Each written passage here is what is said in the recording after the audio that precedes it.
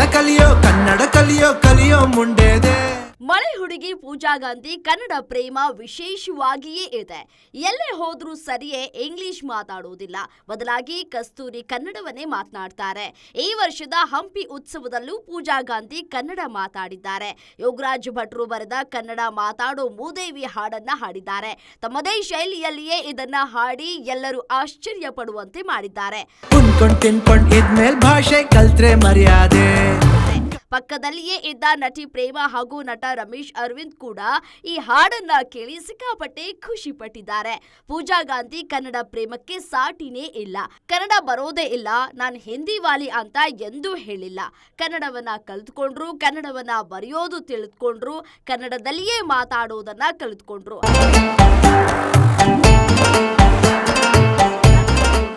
ಒಂದ್ ರೀತಿ ಇಂಗ್ಲಿಷ್ ಮನಸ್ಸಿನ ಹುಡುಗ ಹುಡುಗಿಯರ ಮಧ್ಯೆ ಕನ್ನಡದ ಮನಸ್ಸಿನ ಬೆಡಗಿ ಆಗಿಯೇ ಹೊಳಿತಾ ಇದ್ದಾರೆ.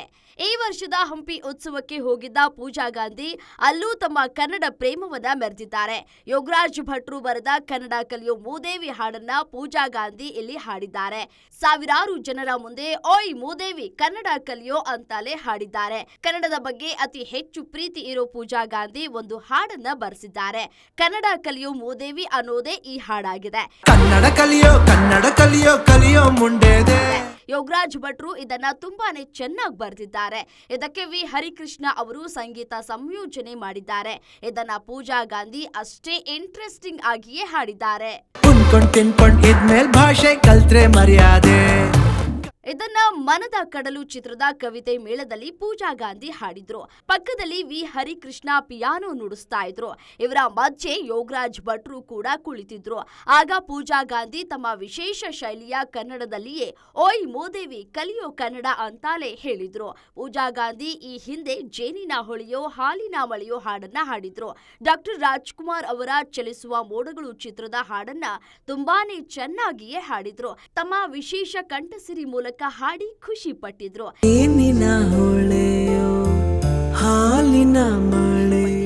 ಇದಾದ್ಮೇಲೆ ಇದೀಗ ಓಯ್ ಮೂದೇವಿ ಕನ್ನಡ ಕಲಿಯೋ ಅಂತಾಲೆ ಹಾಡನ್ನ ಹಾಡಿದ್ದಾರೆ. ಹಂಪಿ ಉತ್ಸವದಲ್ಲಿ ಮಳೆ ಬೆಡಗಿ ಪೂಜಾ ಗಾಂಧಿ ಹಾಡನ್ನ ಕೇಳಿದ ಜನರು ಖುಷಿ ಪಟ್ಟಿದ್ದಾರೆ.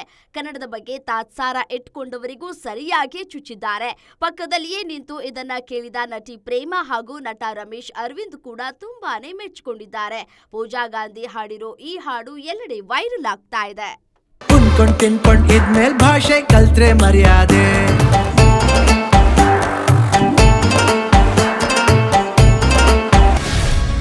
ಗ್ಯಾರಂಟಿ ನ್ಯೂಸ್, ಸುದ್ದಿ ಖಚಿತ, ನ್ಯಾಯ ನಿಶ್ಚಿತ.